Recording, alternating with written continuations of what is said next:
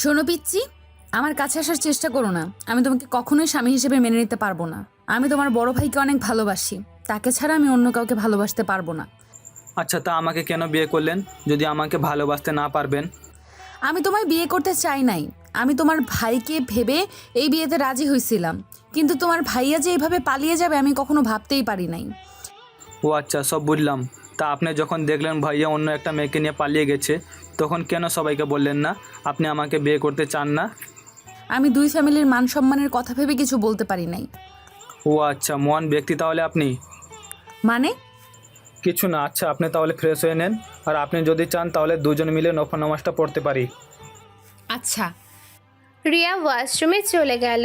আবির খাটের উপরে পা ঝুলিয়ে মাথা নিচের দিকে করে বসে থেকে ভাবতে লাগলো। যে মেয়ে আমার বড় ভাইকে ভালোবাসে, সে মেয়ে কি কোনোদিন আমায় ভালোবাসবে, নাকি আমাদের ভিতরে বিচ্ছেদ নাম শব্দটা চলে আসবে? আচ্ছা, মানুষ যখন যে জিনিসটাকে বেশি ভয় পায়, সেই জিনিসটা কেন তার সাথে হয়?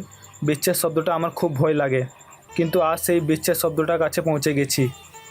আবির কথাগুলো ভাবতে লাগলো। রিয়া ওয়াশরুম থেকে বের হয়ে আবিরকে ডাকলো। আবির কোনো সাড়া শব্দ দিচ্ছে না দেখে রিয়া আবিরের সামনে গিয়ে হাত নাড়ালো। আবির নিজের ভাবনা জগৎ থেকে বের হয়ে বলল, আপনার হয়ে গেছে? হ্যাঁ, তুমি যাও। আবির আলমারি থেকে শার্ট প্যান্ট বের করে ওয়াশরুমে চলে গেল ফ্রেশ হয়ে ড্রেস পরিবর্তন করে। অজু করে ওয়াশরুম থেকে বের হইল।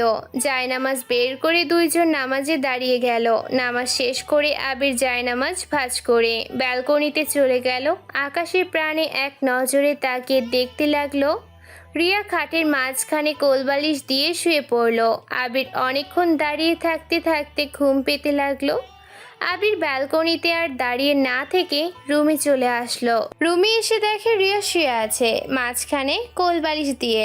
আবির রিয়ার পাশে বালিশটা নিয়ে সোফায় শুয়ে পড়লো। সকালে ঘুম ভাঙতে দেখে রিয়া আয়নার সামনে বসে ভেজা চুল চিরুনি করছে। আয়নার ভিতর থেকে আবিরকে তাকিয়ে থাকতে দেখে বলল, কি ব্যাপার, তুমি আমার দিকে এভাবে তাকিয়ে আছো কেন?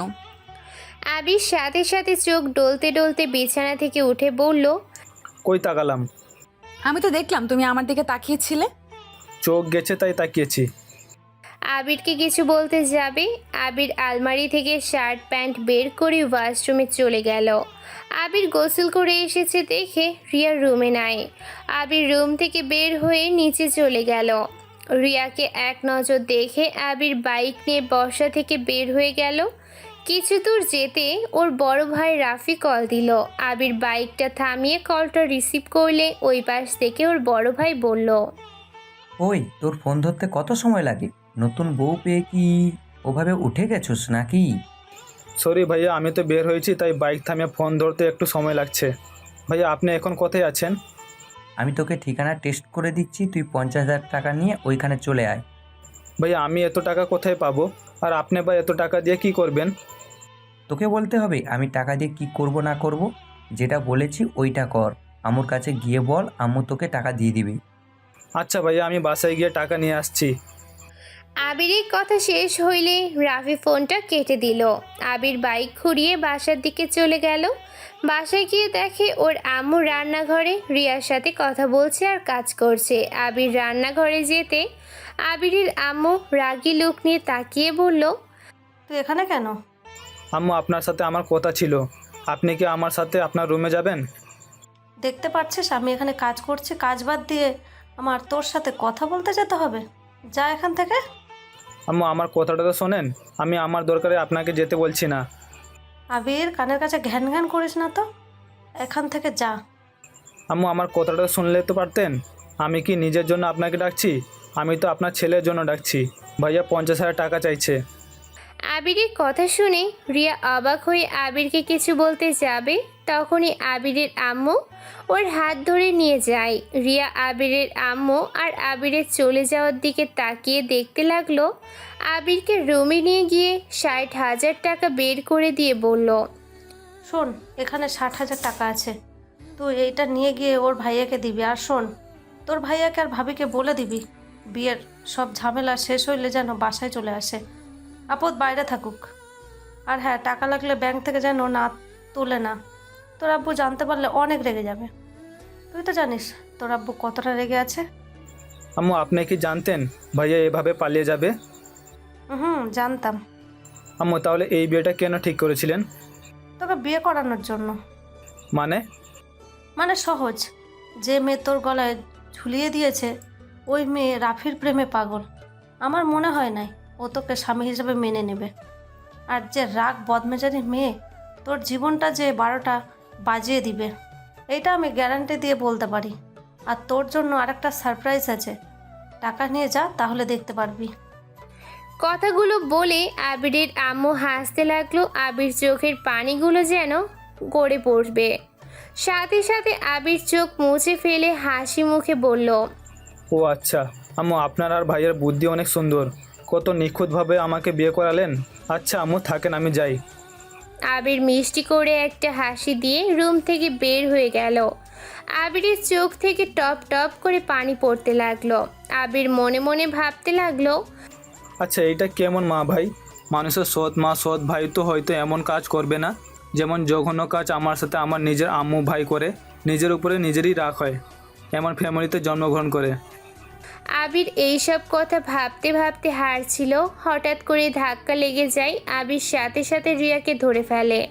রিয়ার চোখ বন্ধ করে ফেলেছে ভয়ে। আবির রিয়ার দিকে এক নজরে তাকিয়ে আছে।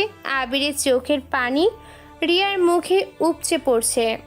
রিয়া চোখ খুলে আবিরের চোখের পানি দেখে কিছু বলবে, তার আগে আবির রিয়াকে সোজা করে দাঁড় করিয়ে চোখ তাড়াতাড়ি মুছে বলল, সরি আমি দেখতে পাই নাই। কানার মতো হাঁটস কেন? আর তুই কান্না করছিলি মনে হয়। আরে না, কান্না করব কেন? চোখে কিছু একটা পড়েছিল। আচ্ছা থাকেন, আমি একটু বাইরে যাব। রিয়াকে কিছু বলতে না দিয়ে চলে গেল। রিয়া মনের ভিতরে কেমন একটা সন্দেহ হতে লাগলো। রিয়া কিছু ভাবতে যাবে, সাথে সাথে আবিরের আম্মু এসেছে, বলল, বৌমা এখানে কি করছো?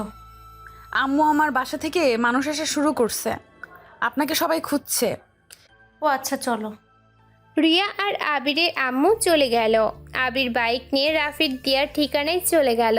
আবির বাসায় ভিতরে ঢুকে কলিং বেল বাজাতে অনেকক্ষণ পর একটা মহিলা দরজা খুলে দিল। আবিরকে কিছু বলতে তার পিছন থেকে কেউ বলে উঠল, খালা ওনাকে আসতে দাও। আবির কণ্ঠটা শুনেই চমকে গেল। আবির ভিতরে ঢুকে তুলিকে দেখে থমকে গেল। আবিরকে দেখে তুলি রাফির বাহু জড়িয়ে ধরে সোফার উপরে বসে পড়ল। রাফির কাঁধে মাথা দিল। রাফি আবিরকে বলল, পরিচয় হয়ে নে, এটা আমার স্ত্রী, মানে তোর নতুন ভাবি। আর আমার টাকা নিয়ে এসেছিস? আবির এক নজরে তাকিয়ে আছে। বুকের ভিতরটা যেন দুমড়ে মুচড়ে যাচ্ছে। আবির নিজেকে কন্ট্রোল করে বলল, তুলি তুমি আমার ভাইয়ের স্ত্রী কিভাবে হও? ওই বেয়াদব, আমি তোর ভাবি হই, আমাকে সম্মান দিয়ে কথা বল। আর তোর ভাইয়ার স্ত্রী কিভাবে হই মানে? আমাদের বিয়ে হয়েছে, সেখানে আমি রাফির স্ত্রী হব না তো কি হব? তুমি তো আমায় ভালোবাসতে, তাহলে ভাইয়াকে কোন হিসাবে বিয়ে করলে? তুমি তো জানতে রাফি ভাইয়া হয় আমার। রাফি জান পাখি, তোমার ভাই কনফিউজড হয়ে গেছে, একটু সুন্দর করে বুঝিয়ে বলো তো। আরে ছোট ভাই, আমার টাকাটা দে আর বসেন। সকালে তো মনে হয় কিছুই খাস নাই। খালা, আবিরের জন্য এক গ্লাস পানি আর চিপস নিয়ে এনে দিন তো। আমি কিছু খাবো না, এই নেন আপনার টাকা। আমি তাহলে আসছি। ও হ্যাঁ, আম্মু বলেছিল বিয়ের ঝামেলা শেষ হলে বাসায় যেতে, তার আগে যেতে না করেছে। আবির কথাটা বলে চলে যেতে নিলে তখনই রাফি পিছন থেকে বলল, কিরে শুনবি না তোর গার্লফ্রেন্ড আমার বউ কিভাবে হইল?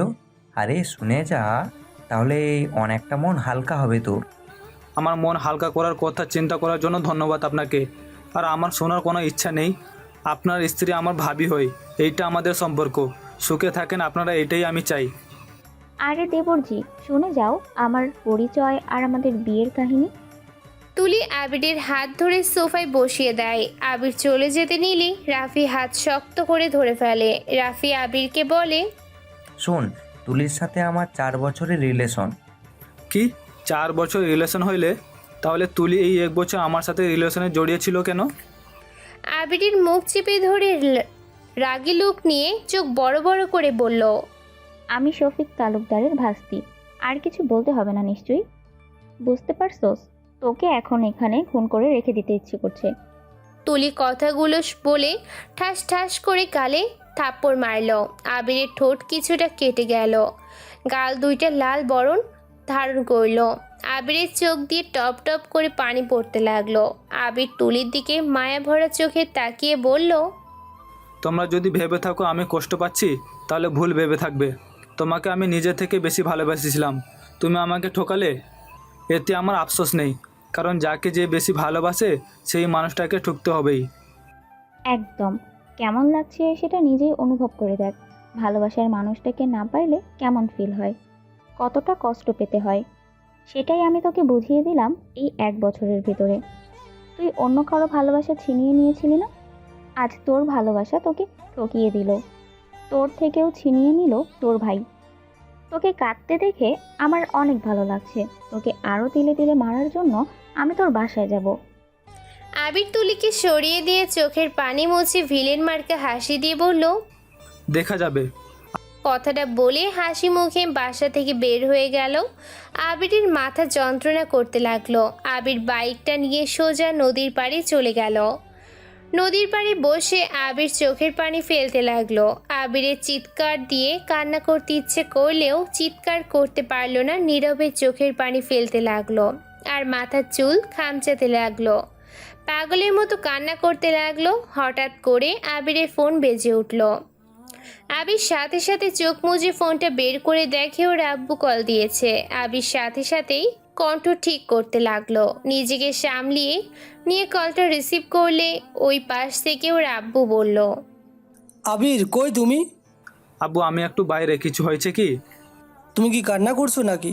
কণ্ঠ এমন লাগছে কেন? না আব্বু, এমনি ঠান্ডা লাগছে হয়তো। আব্বু কল দিয়েছিলেন কেন? আচ্ছা তাড়াতাড়ি বাসায় আসো, তোমার শ্বশুরবাড়ির লোকজন এসেছে। আর কত বাজে একবার ঘড়ি দেখছো? তাড়াতাড়ি বাসায় আসো। আচ্ছা আব্বু আমি আসছি। আবির ফোনটা কেটে দিয়ে বাইকটা নিয়ে সোজা বাসার দিকে রওনা দিল। 40 মিনিট ভিতরে বাসায় পৌঁছে গেল। বাসার ভিতরে ঢুকতে রিয়ার আত্মীয় স্বজন সবার সাথে কুশল বিনিময় করতে লাগলো। সবার সাথে কথা বলা শেষ করে আবির সোজা ওর আব্বুকে খুঁজতে লাগলো। আবির ওর আম্মুর রুমে কাছে গেলে দেখে ওর আব্বু আম্মু ঝগড়া করছে। আবির দরজার কাছে গিয়ে বলল, আব্বু আসবো? আসো। আবিরের আম্মু রেগে রুম থেকে বের হয়ে গেল। আবির ওর আব্বুর কাছে গিয়ে বসলো। আবির ওর আব্বুকে বলল, আব্বু আম্মুর সাথে আবার ঝগড়া করছেন কেন? কি করব? তোর আম্মু ইচ্ছে করে আমার সাথে ঝামেলা করে। তোর ভাইয়া তোর আম্মুর জন্য এমন একটা কাজ করলো, একবারও আমার মান সম্মানের কথা ভাবলো না। একবার আমাকে বলতে তো পারতো। কাউকে ও ভালোবাসে, আমি কি মানা করতাম ও যে ওই মেয়ের সাথে বিয়ে দেবো না? আব্বু কি করবেন, আপনাকে দেখে তো সবাই ভয় পায়, তাই ভাইয়া সাহস পায়নি আপনাকে বলার।